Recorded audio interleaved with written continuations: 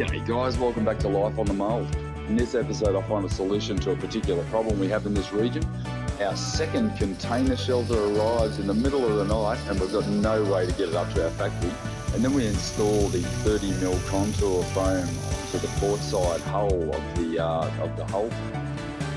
There's always a bit of fun around here, and then Johnny decides to go pallet jack luging down through the industrial estate. So hold on tight, there's plenty to come. So I've just got a letter in the mail, which is so rare these days. I get like 2 letters a year, you know, if I'm lucky, apart from bills, which seem to always come in, but everything seems to be by email. But very pleased to get this letter. It's been one I've been waiting for. We've got about a 5-year waiting list currently on moorings in our area. That's creating a lot of problems down here because we're in a holiday area. What actually happens is a lot of people are buying these things and putting boats on them as weekend getaways and using them as cheap holiday homes. So for me to get a mooring as a resident here is pretty damn special, and I did pay to go on a priority list knowing that my boat was going to come. I didn't expect it 2 years early though, so I'm in a bit of a bind, but yeah, very happy to at least get an option on a mooring. So this is the all-important letter from the Transport Roads Maritime Services in Australia, the RMS, outlining my private mooring licensing conditions. One thing that's very interesting in here is that the boat needs to be at least 5.5 metres long. I happen to own a boat that's about 5 metres long, so unless I glass a big bowsprit onto it or something, I'm in a bit of trouble. So I've had some conversations with our local RMS supervisor, top bloke. Yeah, the boat has to be at least 5.5 metres long. I've got a 5 metre power boat. That's not a very suitable boat for a mooring, and if the inspector comes along and notes that little runabout, which is the one I restored a few years ago, on the mooring, there's a good chance I might lose my mooring, go then back to the back of the pile, which is around about 5 or 6 years now. I think there's about 40 people waiting on a waiting list where there's only 90 moorings and all the moorings are full. So I've had this like yet another brainwave, another project to add to the mix. I've decided I'm going to buy a little trailer sailor. We're going to head up to Sydney today, and it's about a 3-hour drive up to Sydney, so we're going to pop up there and check out a little 6 metre trailer sailor. Good thing about that is it'll sit on the mooring whenever my big boat, once I get it in the water, will be on the mooring, and that can sit on a trailer. So it's not a bad decision. It will mean I'm going to have to get rid of my other power boat, but it's not getting a lot of use these days with all my projects that are going on, with my daughter's van, my boat, my house, everything that's going on. But yeah, so I found one. I'm going to go up and have a chat with Mark up in Bangor and see if we can land a bit of a deal on it. And yeah, it seems to be like every week I'm coming up with a massive project. I won't be restoring this anytime soon. This will be just simply a mooring minder. I'll be anti-fouling it, whacking it straight on the mooring, and hopefully that'll sort of solve problem Z. It never ends on the mould. It never ends. Here I am the next morning with our new old 38-year-old Sonata 6 metre trailer sailor with a drop down 6 foot keel. It has a winch system in the centre box. She is showing some serious signs of wear and tear, and is going to need a little bit of work. Well, I hope it's only a little bit of work to restore her back to her former self. She will need to be anti-fouled prior to putting her right back on the mooring, but a little bit of work to come, I think. Never know what you're going to find in these things when you buy an old boat. Oh, yuck. Lots of water, lots of mould. Rusty old cranks. Yuck. Yuck. Yuck. It's like it's a scorched earth policy going on here. Everybody has been through this that's ever bought a used boat. Yuck. Oh, one cannot help but get sentimental when they see little kids drawing like that. Happy days. Signs of a happier time in this yacht. like a veritable war zone here. I've stripped it clean. God, look at the crap that is in this. It'd be interesting if I was actually trying to sell something. I would have really given it a good clean out. Might have got a couple $100 more for it. But, well, is it worth it? No. So that's all the insides of it. It's bare inside. I'm going to give it a good hose, give it a vacuum out, and hopefully end up with a nice clean boat.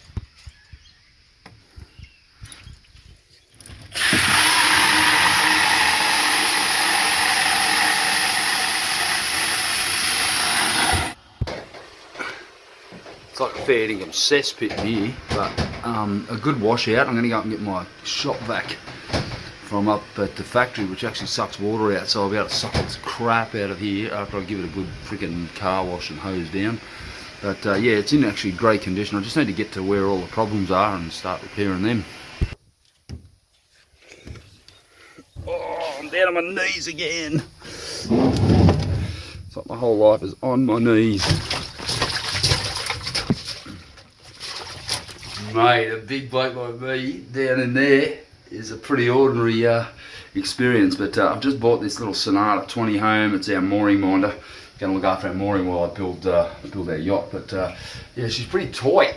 It's a bit tight down in there, and for a guy like me who doesn't like things like MRIs and tunnels and things, you know, I'm struggling washing this crap out of this thing.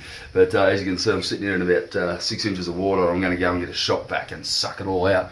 But yeah, by and large, it's actually a great little boat. It's got a big swing down keel here, which is this mechanism here. It's got a 1.4 metre cast keel that's it's like a hockey stick shape. So she's a little rocket, this thing. It'll fly.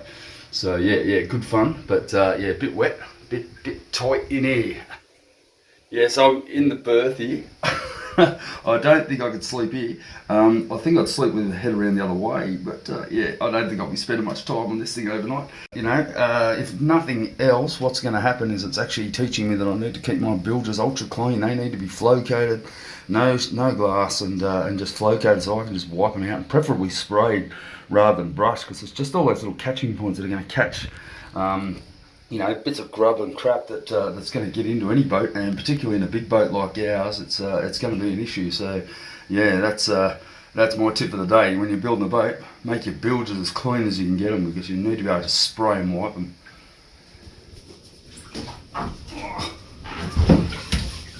Getting too old for this shit.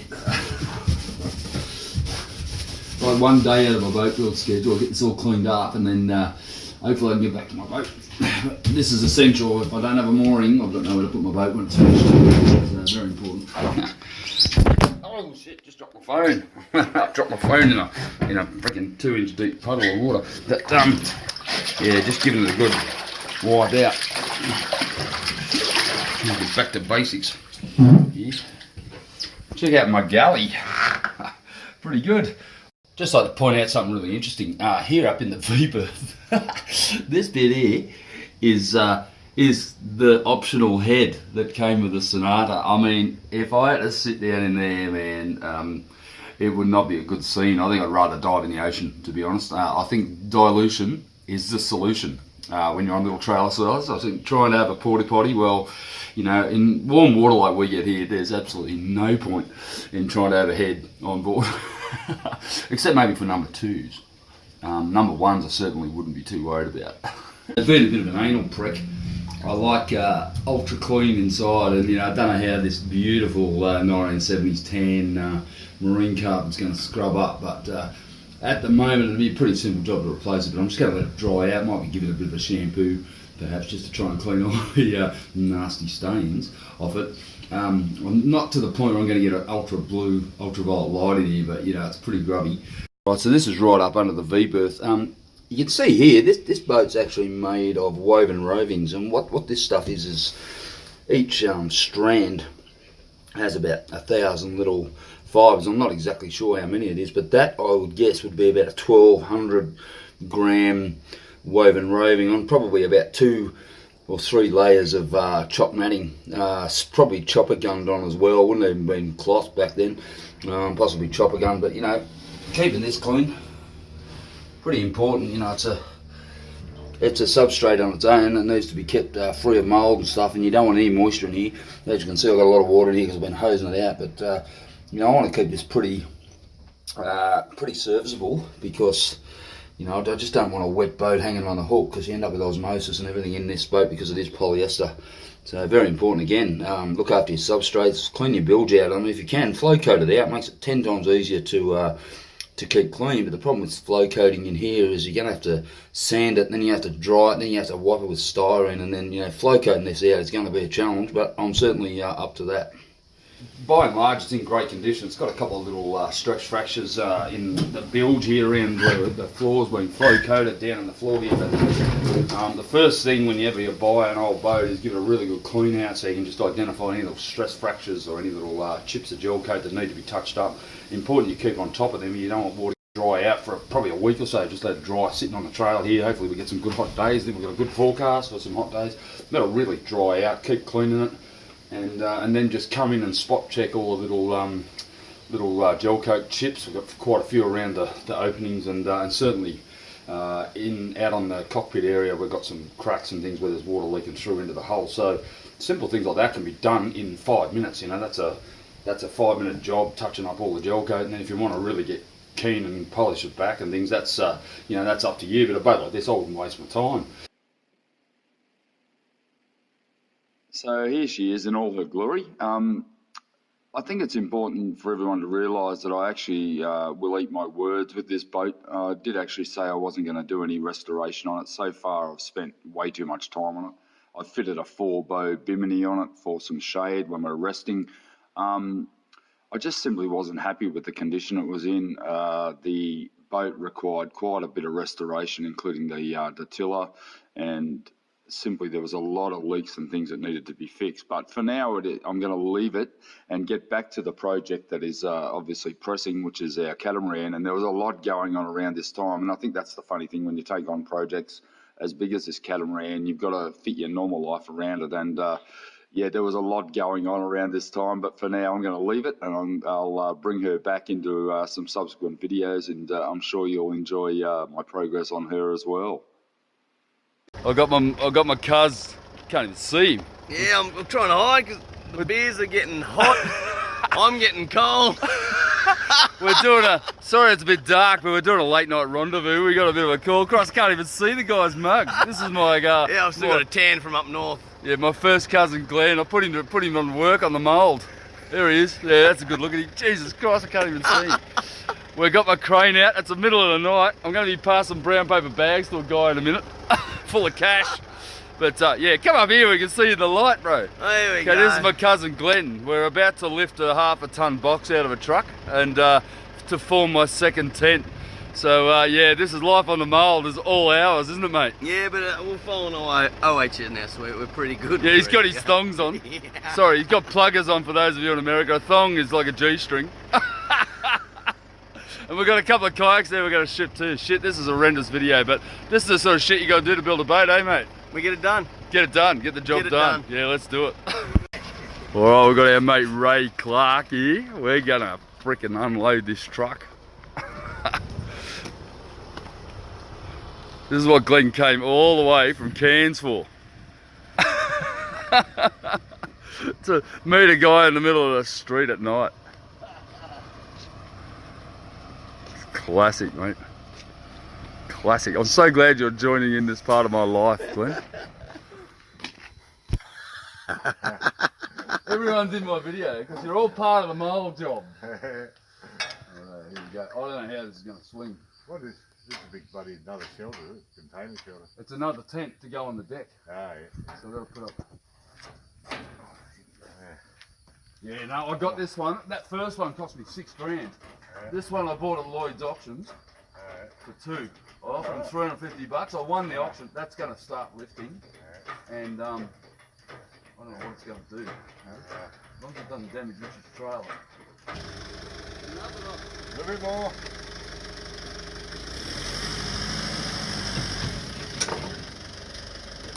Right up.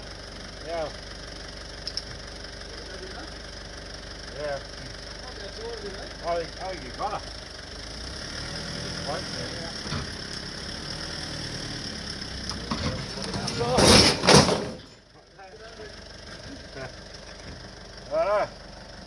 You alright? Yeah. Down the trail, clear. Yeah, clear the trailer. Load those twice. Clear. Yeah, that's it. So, it's time to skull drag this bastard up the industrial estate. There's going to be sparks, I think. And I'm standing way back. I got the zoom way out. I do not want to do this again. and away we go. Hang on. I've got to get in forward drive first. Oh no. Oh. It's commencing. And we're away. It's moving. It's moving. And we're off up the road.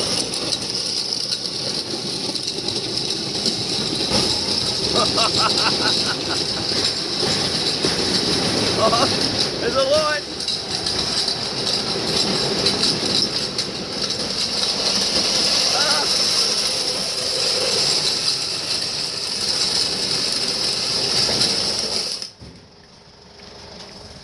Mate! It smells like something's being welded. Who's this guy? And Got lights? Mate, if We you got go it. do something, you might as well do it right. yeah, there's a modicum of success in that. Right, that little session last night, getting that frickin' tent out of that truck. Have a look here. I've destroyed my crane. We've basically bent the neck on it, so there's a little bit of welding needed to be done right up here. Where are we?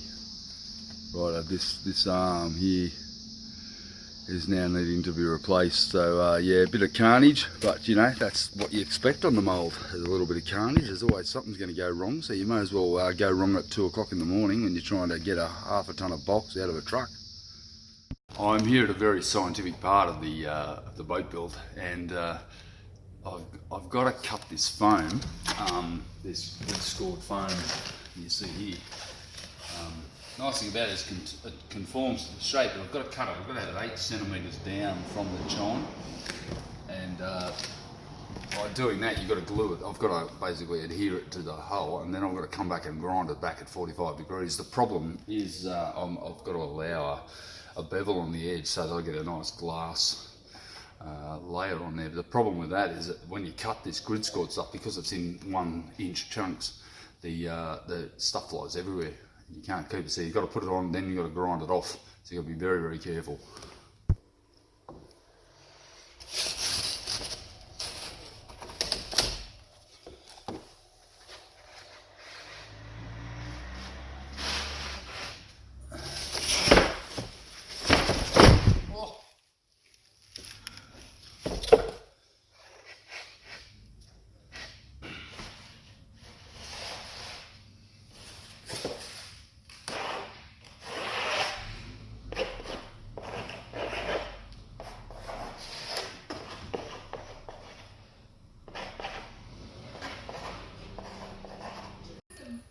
There's quite a few fights break out in future episodes in high levels of American government. Well, yeah, because she was a sex worker, and I always assumed she was quite low level.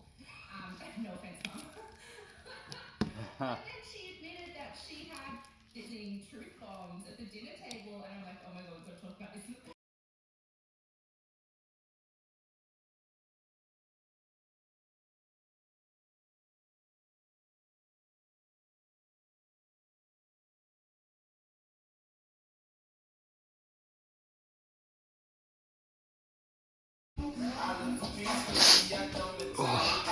It's a bit hot, looking at about 31, 32 degrees in here tomorrow, so actually not in here, probably 35 in here. Starting to glue this foam down now. I want it all basically cured and on the hull by tomorrow if possible, all the way along.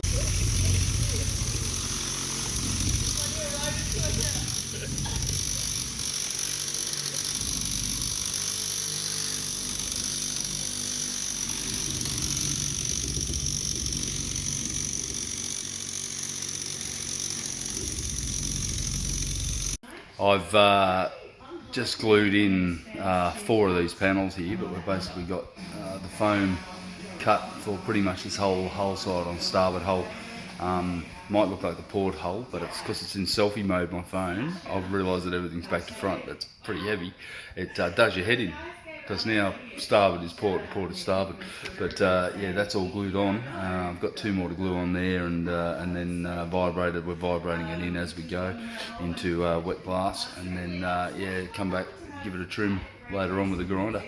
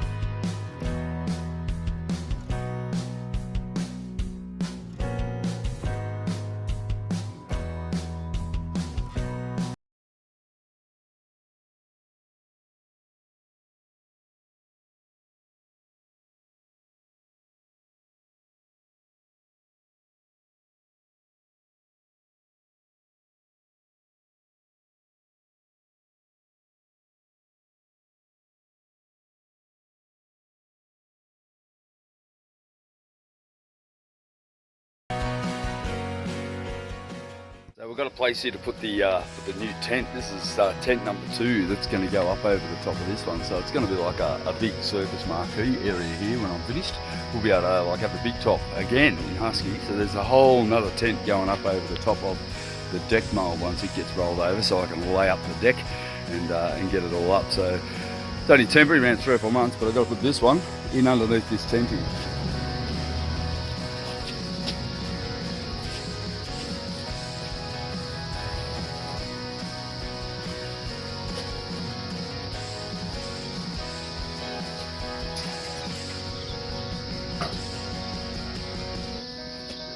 Don't ever let anyone tell you it's about how many inches you've got. It's about how many millimetres. This is going in by the millimetre.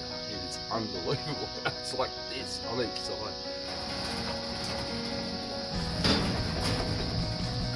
Oh, this much. Yeah.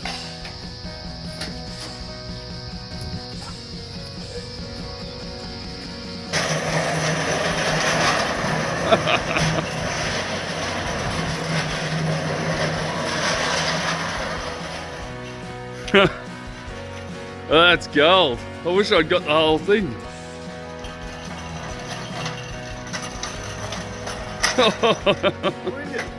Yeah, that is superb.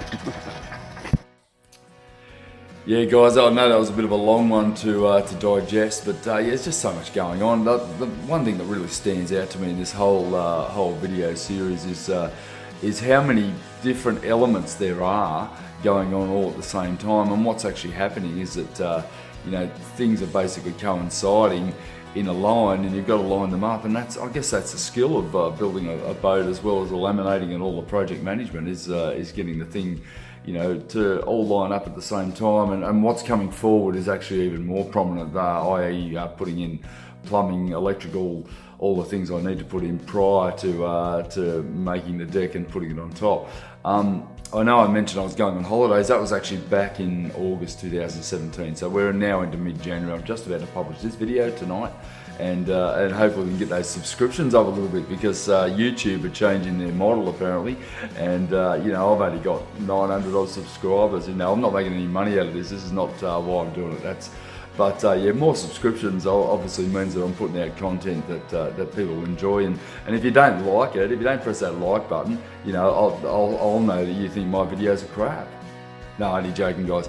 If you don't like it, don't watch it. It's that simple. It's just like the TV. Turn him off, and you know, you'll miss out on what's coming up on Life on the Mould. But certainly, please subscribe, like it. If you like it, pass it on to your friends. Let's get it out there. Let's get people watching some idiot building a boat. I'll see you next time on Life on the Mould.